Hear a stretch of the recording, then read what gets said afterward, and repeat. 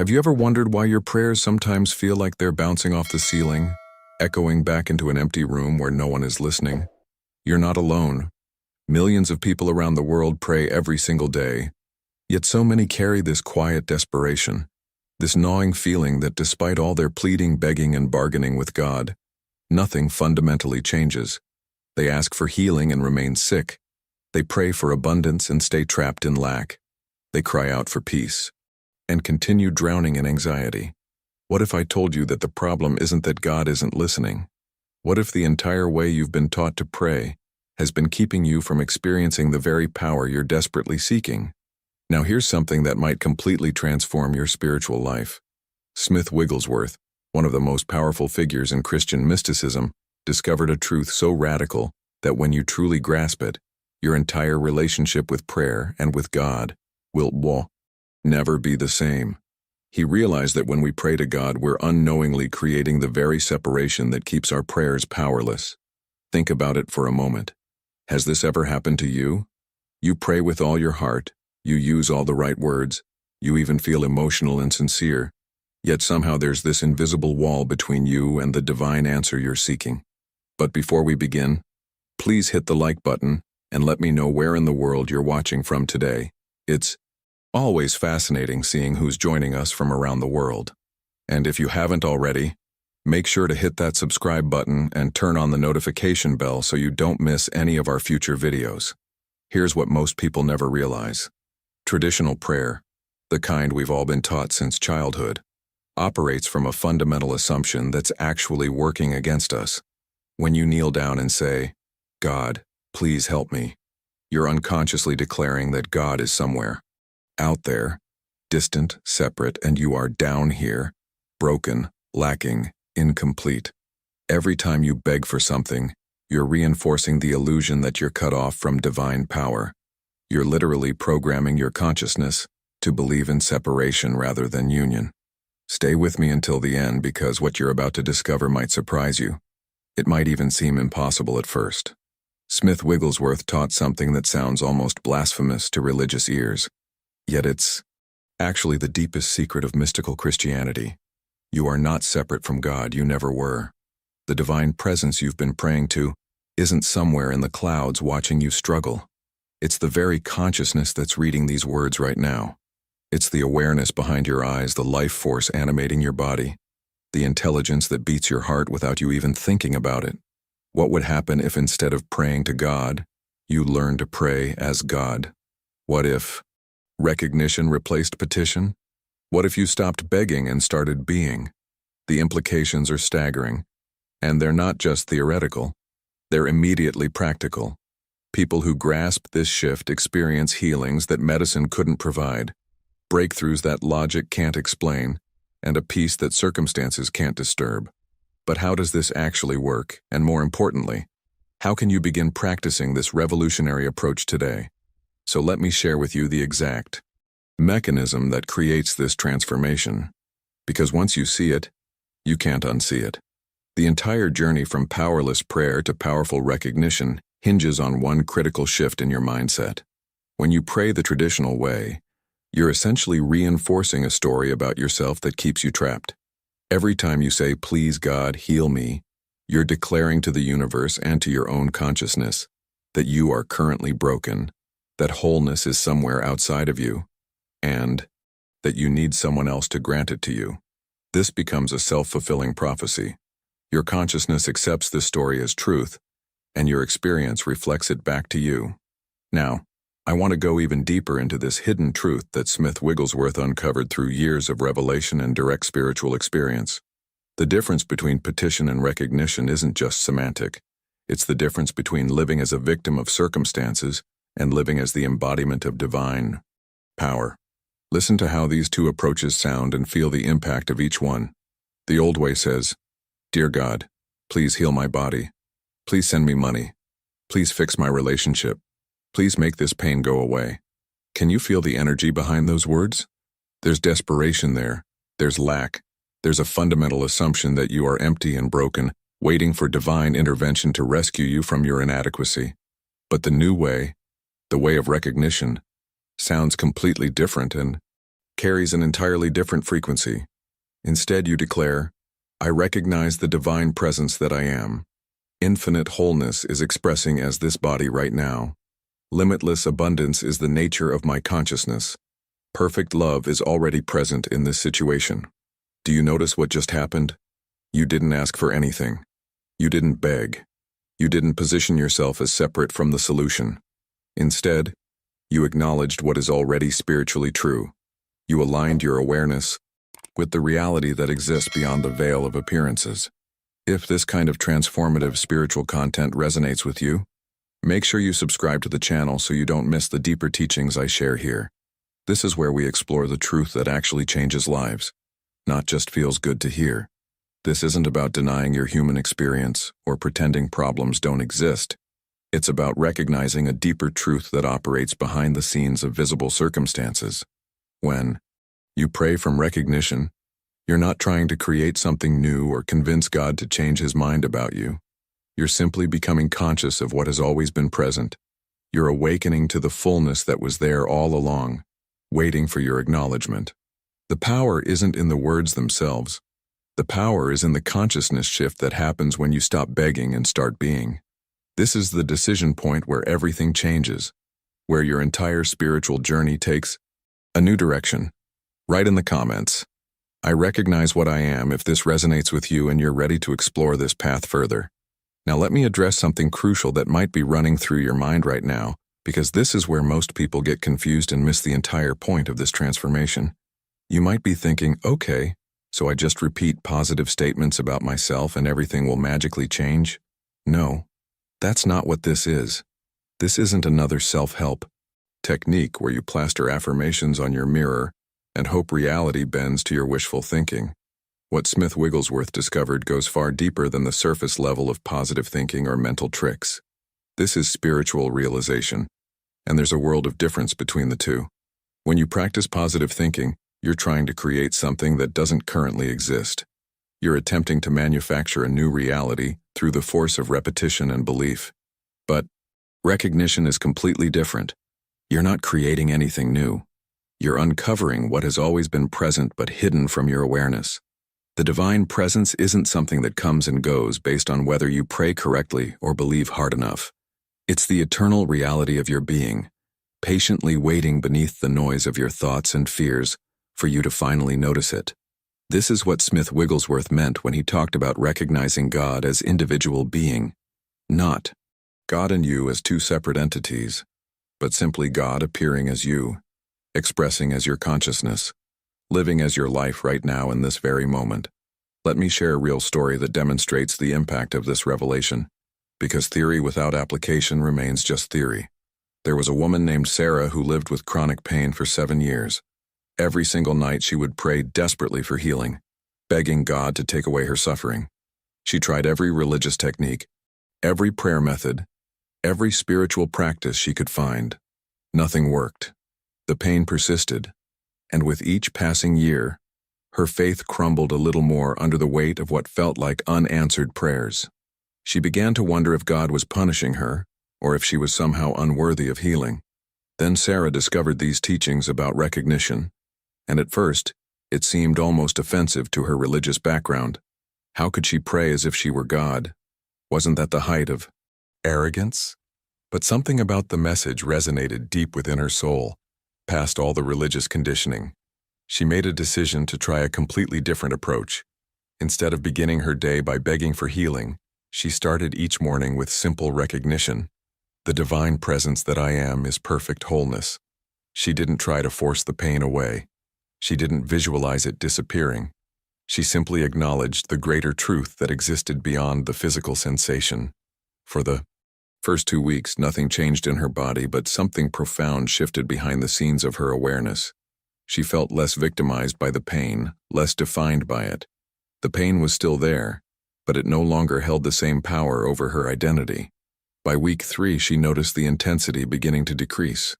By week 6, she experienced something she hadn't felt in 7 years, a completely pain-free day.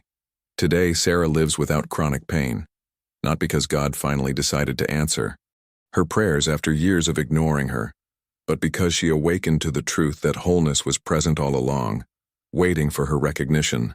Drop a comment saying, "I'm ready for this transformation," if Sarah's journey speaks to something you've been experiencing in your own life.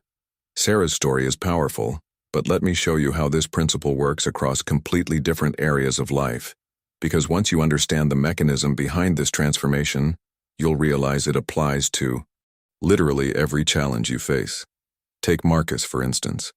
He was drowning in $40,000 of debt, watching his business crumble around him, and feeling absolutely desperate. Every night he would pray the same prayer. "God, please send me money, please save my business, please help me survive." His prayers felt like throwing words into an empty void where nothing echoed back. The more desperately he prayed, the worse his financial situation seemed to become. Sound familiar? This is the hidden trap that so many people fall into without realizing it. When Marcus discovered this approach of praying as God rather than to God, something radical shifted in his entire mindset about money and abundance. He stopped asking an external source to rescue him and started recognizing a truth that existed beyond his bank account balance. Every single morning, he would practice this recognition. I am the presence of infinite abundance. Limitless supply is the nature of my consciousness. Notice he wasn't pretending his debt didn't exist or using magical thinking to wish it away. He was acknowledging a spiritual reality that operated behind the scenes of his visible circumstances. He moved from the desperate energy of begging into the powerful frequency of recognition. The impact wasn't immediate, but it was real. Within 3 months, unexpected opportunities began appearing. A former colleague reached out with a consulting offer he hadn't seen coming. A business idea he'd abandoned suddenly attracted interested investors. The flow of money into his life began to shift. Within 18 months, Marcus was completely debt-free, and his business had transformed into something far more successful than it had been before the crisis. The key wasn't that God finally decided to help him after months of ignoring his pleas. The key was that Marcus's consciousness aligned with the abundance that was always spiritually present, and his outer experience began reflecting that inner transformation. But this revelation applies to more than just physical health or financial situations. Consider Jennifer, whose marriage was on the verge of collapse after years of accumulated resentment and emotional distance. She had been praying desperately for God to change her husband, to soften his heart, to make him the partner she needed him to be. Can you see the problem with that approach? She was treating her husband as the problem and God as the solution. Never realizing that this entire framework kept her trapped in powerlessness. Her prayers felt empty because they were focused entirely on changing someone else rather than recognizing truth. When Jennifer learned to pray as God, her entire approach shifted.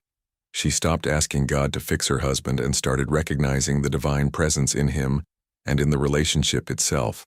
Her daily practice became, perfect love is already present, obscured only by false perceptions. I recognize divine love as the only presence in this relationship. She began seeing her husband through spiritual eyes, rather than through the lens of hurt feelings and disappointment. This wasn't about denying the real problems or pretending everything was fine. It was about acknowledging a deeper reality that existed beneath the surface conflict. The transformation took nearly a year, which shows that this isn't some quick fix or instant miracle formula. But gradually, subtly, everything began to change. Her husband seemed softer, more open, more willing to connect. Old patterns that had felt permanent started dissolving. Their marriage not only survived but became deeper and more authentic than it had ever been, even in the early days. Write in the comments, "Love transforms everything," if you've experienced or witnessed the power of seeing through spiritual eyes rather than wounded ones. What I'm about to share with you now goes beyond the recognition statements themselves, because Smith Wigglesworth understood that words alone, no matter how powerful, are only the beginning of this journey. There's something even deeper that happens when you learn to embrace what he called the practice of silence. And I'm not talking about just sitting quietly or trying to suppress your thoughts until your mind goes blank. That's not silence. That's mental exhaustion. True silence is something entirely different, something that most people never experience in their entire lives because they're too busy. filling every moment with noise, distraction, and constant mental activity. The silence Wigglesworth taught is about resting in the awareness of divine presence without words, without effort, without striving to make anything happen. This is where the real transformation occurs, behind the scenes of your conscious mind. Think about it. Most people approach prayer like they're trying to convince someone of something. They fill their prayer time with endless words, petitions, explanations, bargaining, as if God needs to be persuaded or informed about their situation. But true spiritual power emerges in the silence where all that human effort ceases and divine consciousness reveals itself without interference. If this video shifted something in your consciousness or gave you a new way of seeing prayer, go ahead and hit that like button. It tells me this content is serving you and helps other seekers find these life-changing teachings. Here's the practical application of this. Revelation. After you speak your recognition statements, after you've declared the truth of your divine nature, sit in complete silence for 5 to 10 minutes. And here's the critical part that most people miss. Don't try to make anything happen during the silence. Don't visualize specific outcomes. Don't mentally rehearse your problems or solutions. Don't repeat affirmations in your head. Simply rest in the awareness that divine presence is here now as you. Let that presence do its perfect work without your human mind trying to manage, control, or direct the process. This is incredibly difficult for most people because we're addicted to doing, to controlling, to making things happen through personal effort. But the deepest spiritual power flows when you get out of the way. Now, I want to reveal another hidden truth that keeps people trapped even when they think they're practicing spiritual principles. It's what Wigglesworth called material sense, and it's probably operating in your life right now without you even realizing it. Material sense is the deeply ingrained belief that your good comes from external sources, from specific people, particular circumstances, physical conditions, or material channels. As long as you believe your healing depends entirely on doctors, your abundance depends solely on your job, or your happiness relies completely on other people, you're still praying to God rather than as God.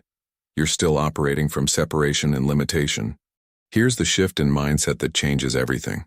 Spiritual consciousness recognizes only one source, the divine presence itself. Your good doesn't come from outside circumstances filtering down to you. It comes from infinite consciousness expressing as your being and then manifesting through whatever channels are appropriate. Doctors may be instruments of healing. Jobs may be channels of abundance. People may be vehicles of love, but they are never the source.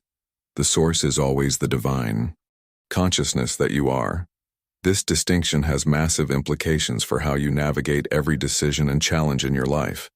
Start catching yourself every single time you think your solution must come from one specific person or particular circumstance. Notice when you're mentally depending on external conditions to provide what you need. This isn't about rejecting practical help or refusing to take action in the world. It's about recognizing where your security truly rests. When you release material sense, you stop being devastated when one door closes because you know the source isn't the door. It's the infinite consciousness expressing through your awareness right now.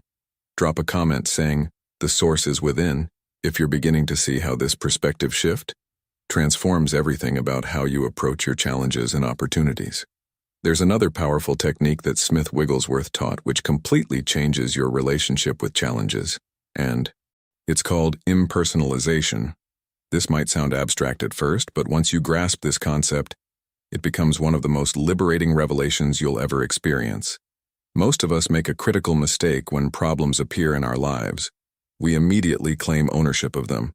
We say my illness, my poverty, my anxiety, my bad luck.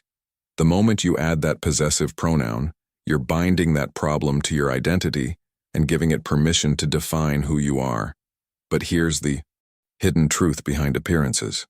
Problems have no personal identity or power. That illness isn't actually yours. It's simply a temporary appearance in consciousness, a false suggestion that has no reality in the divine perfection that is your true nature. Lack isn't your poverty. It's just a belief floating through your awareness that you've mistakenly accepted as truth. When you personalize problems, you give them tremendous power over you. You make them part of your story, part of your identity, part of what you believe to be permanently true about your life. But impersonalization removes that power instantly. Here's how this works in practical application. When facing any challenge, large or small, say silently to yourself, "This has no power because it has no presence in God. It is not mine, not personal, not real. Only divine perfection is present."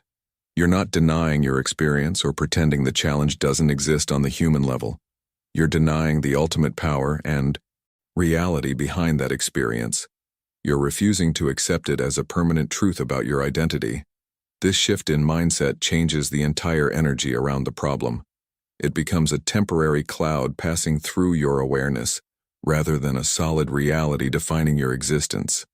Now let me be completely honest with you about the obstacles you're going to face on this journey, because if I don't prepare you for these challenges, you'll think something has gone wrong when they inevitably appear. The biggest obstacle, hands down, is doubt. Your rational mind is going to resist this entire approach with everything it has. It will tell you this is delusional, arrogant, dangerous, impossible. And here's what's going to happen. You'll practice recognition for a week and feel absolutely powerful, like you've discovered the secret of the universe. Then you'll face a setback. Something will go wrong. A symptom will return. A bill will arrive. A relationship will hit a rough patch.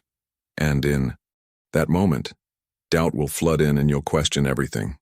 This is completely normal. This is part of the process, not evidence that the process doesn't work. Smith Wigglesworth himself experienced waves of doubt during his years of spiritual discovery. The key is not to engage doubt in endless mental arguments trying to prove your spiritual understanding is correct. That's a trap that will exhaust you. Instead, when doubt arises, simply return to recognition without fighting the doubt. God is present as my being right now. This doubt has no power to change spiritual truth. I rest in what is real. Acknowledge the doubt exists, then gently move past it. Over time, as you accumulate evidence from your own experience, doubt loses its grip on you. The second major challenge is impatience, and this one trips up almost everyone. You want immediate results. You practice for a few days and expect your entire life to transform overnight. When change doesn't happen on your demanded timeline, frustration sets in and you abandon the practice just when it was beginning to take root in your consciousness.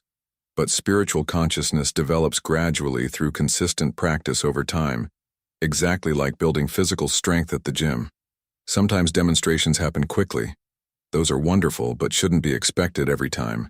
Sometimes they unfold over months. The timeline isn't yours to control. Your only job is faithfulness to the practice, regardless of visible results.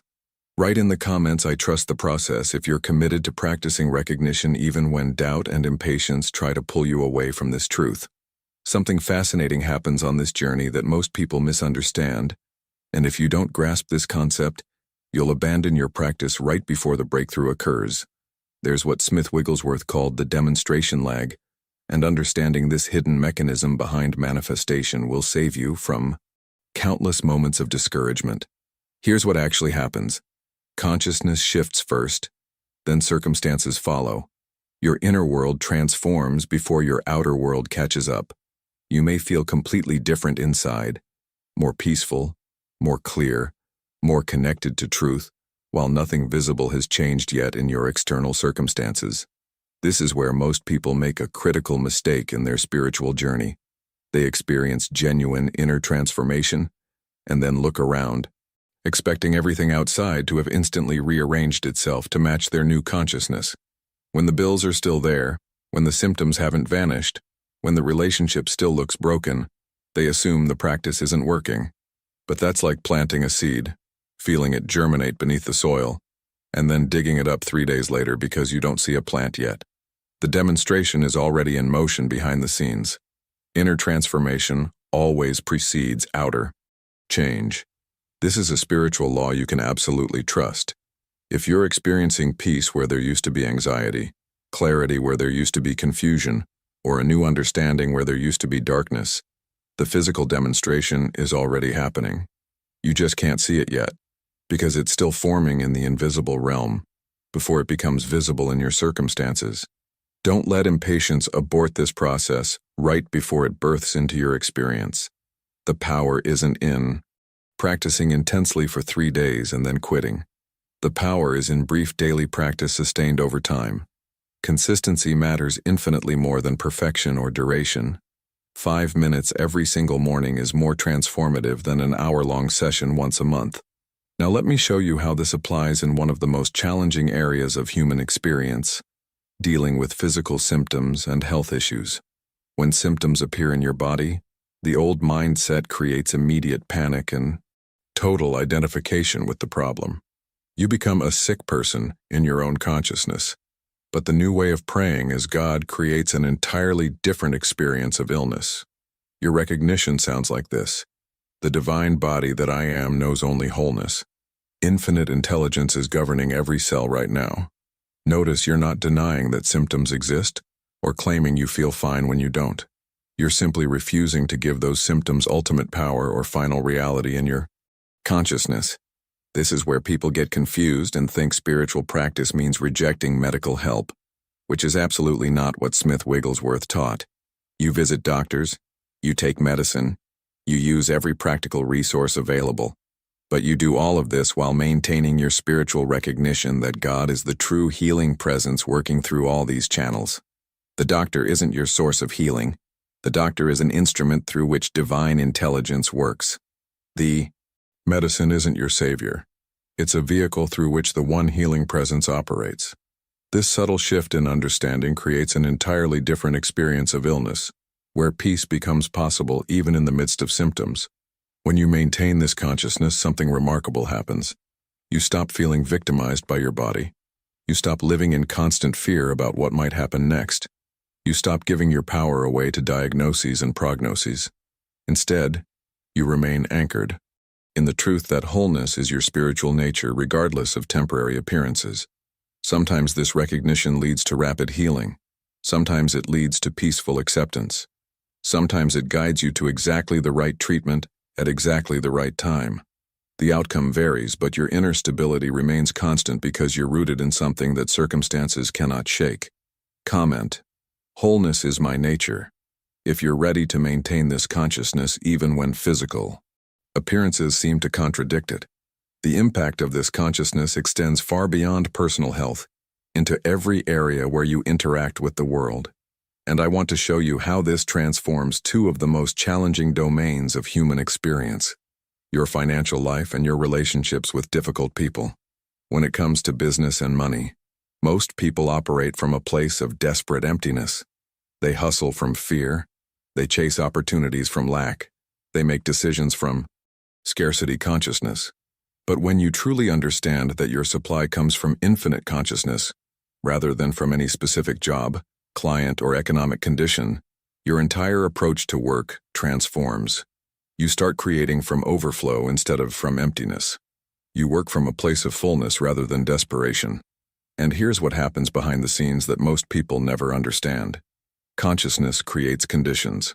When your inner state radiates abundance and confidence, opportunities respond to that frequency.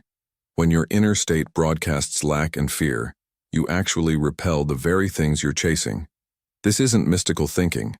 It's the practical impact of how consciousness operates in the material world.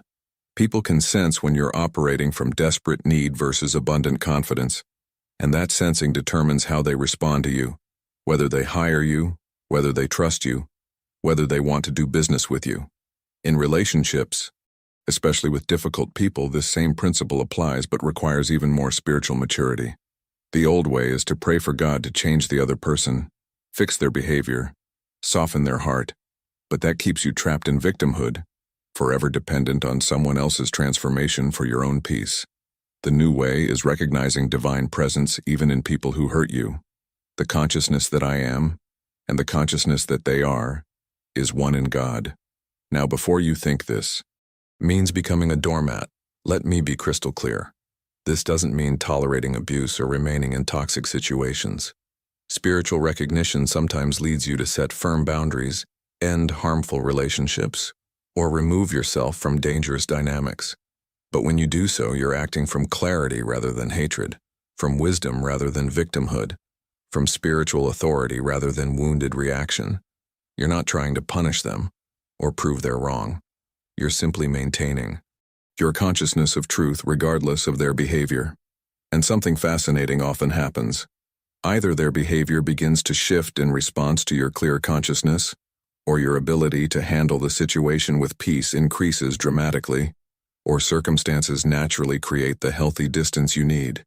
The outcome varies, but your inner stability remains constant because you're not depending on their transformation for your well-being.